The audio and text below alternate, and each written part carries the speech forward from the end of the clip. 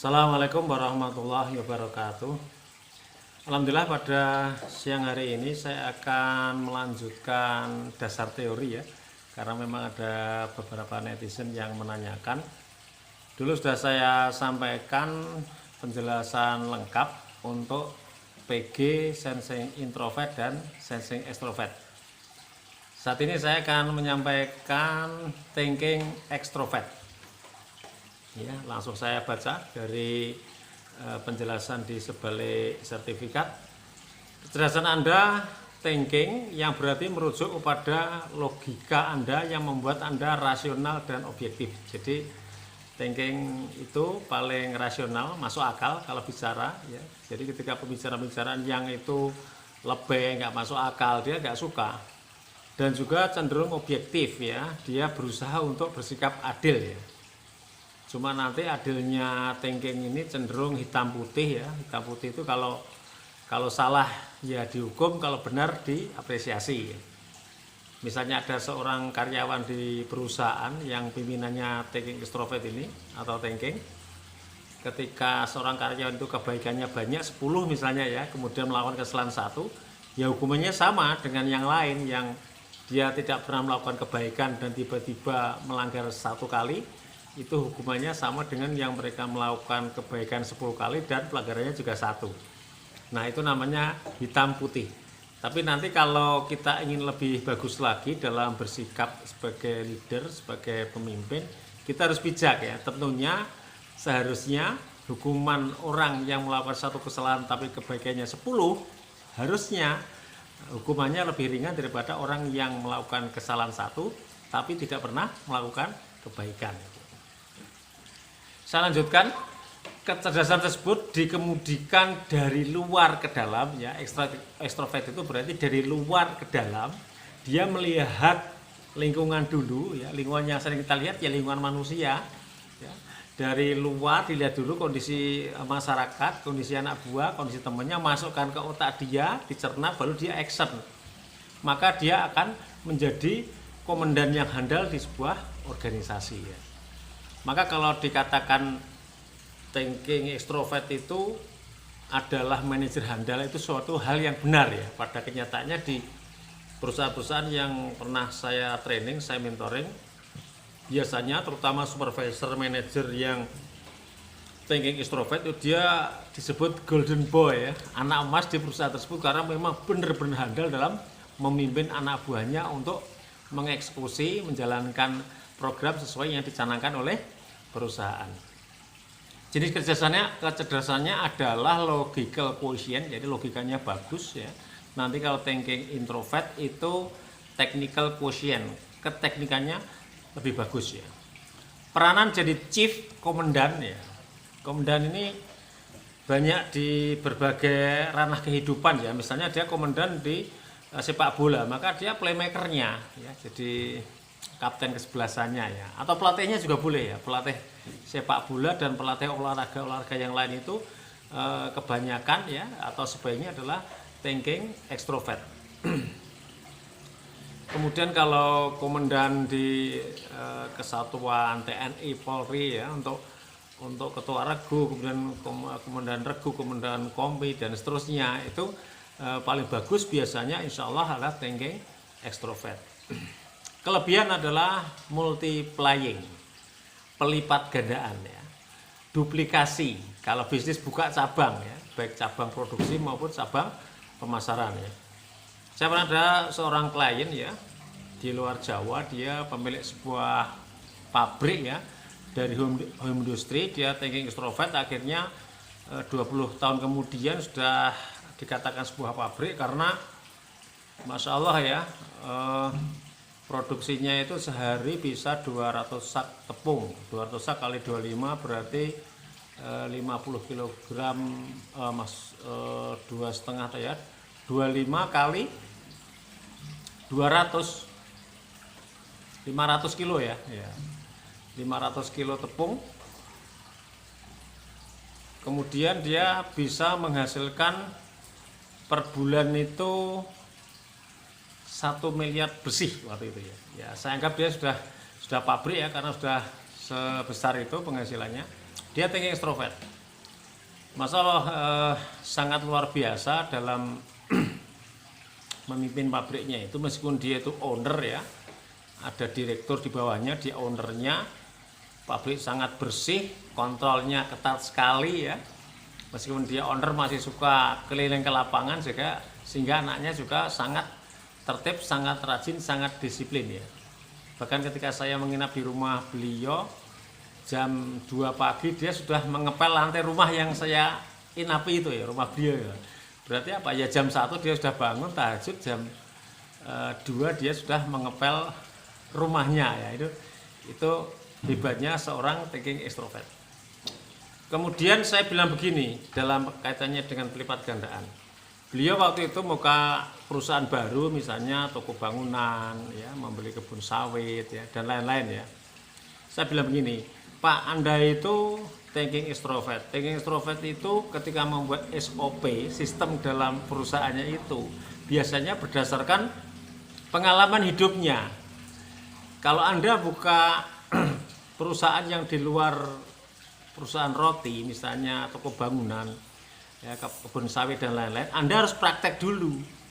Baru Bapak nanti bisa membuat sistem yang bagus, SOP yang oke, yang itu nanti akan bisa melipat gandakan keuntungan Bapak di perusahaan itu. Tapi Bapak sudah usia di atas 40, untuk langsung mempraktekkan di dunia toko bangunan dan lainnya, itu kemungkinan kecil. Maka sebaiknya Bapak kalau ingin jadi super miliarder, harusnya ya Bapak mengembangkan rotinya saja, buka pabrik di tiap provinsi gitu.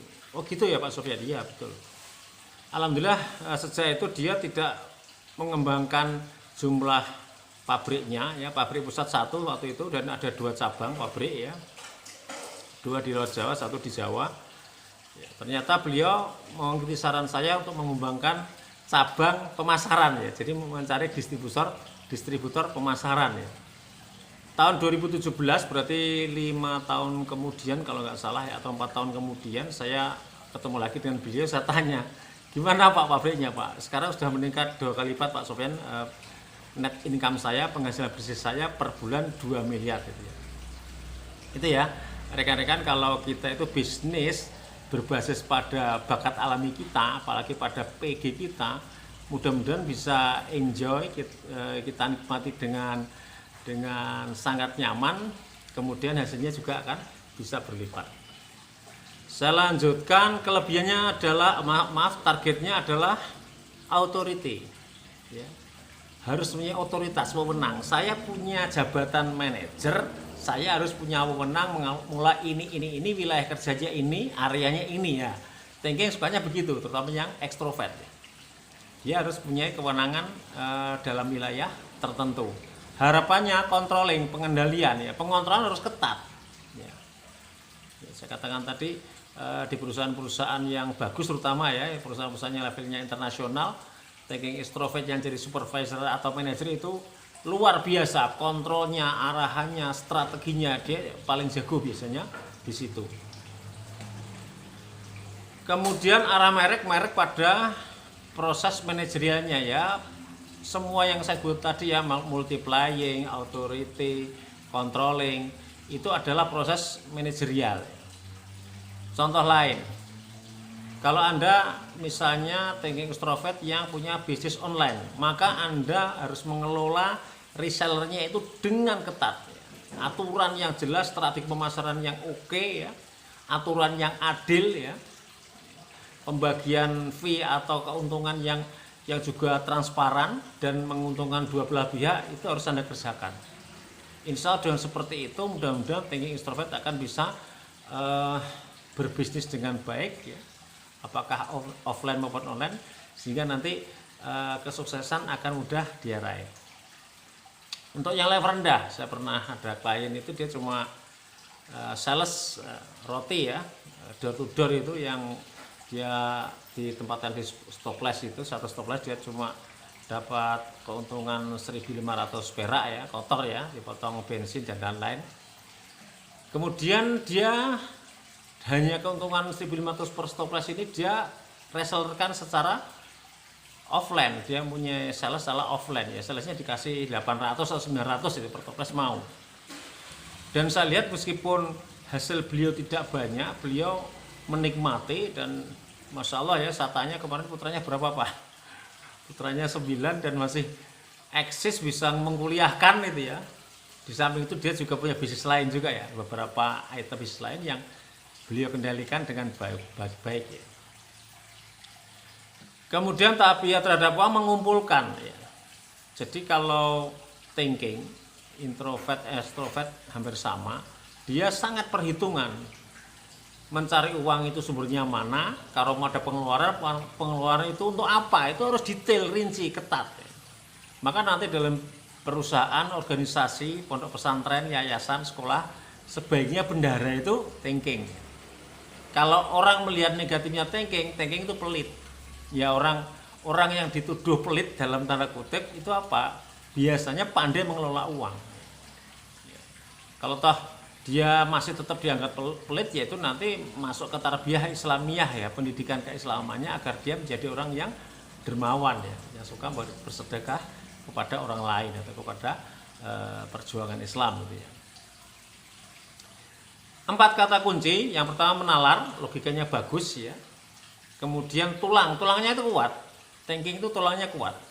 Pernah ada tanya ke saya, Pak, saya menyarankan ada anak thinking olahraganya senam ya, yang muter-muter kakinya tegak gini ya, ujung kaki tegak gini, kemudian dia main muter-muter di palang itu, palang sejajar apa itu gimana Pak? Oh, thinking cocok itu, karena itu kan dibutuhkan tulang yang kuat ya, tulangnya kuat itu, mandiri ya. Saya kemarin mengkonseling santri kami di Pondok Pesantren Al-Fuwaidin, bedanya sensing dan thinking, keduanya itu suka ditekan. Tetapi sensing kurang mandiri, kalau thinking mandiri.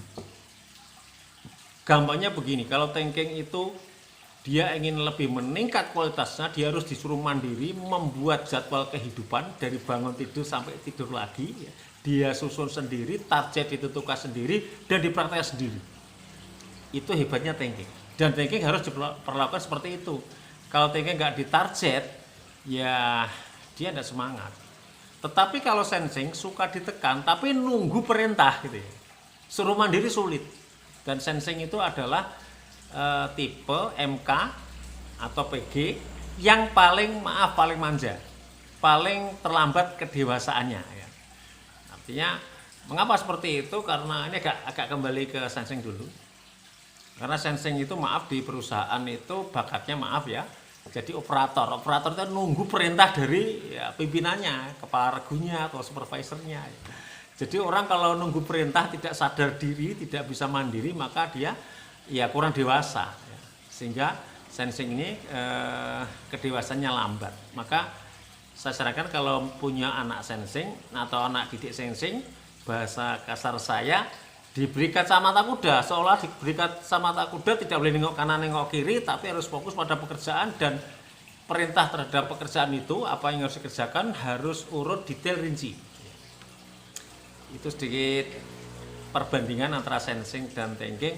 Kemudian thinking extrovert itu meluas ya, dia logis tapi meluas. Berarti apa? Jagonya itu kalau bisnis punya cabang yang banyak ya. Kalau sudah level nasional, harusnya tiap provinsi dia harus punya cabang.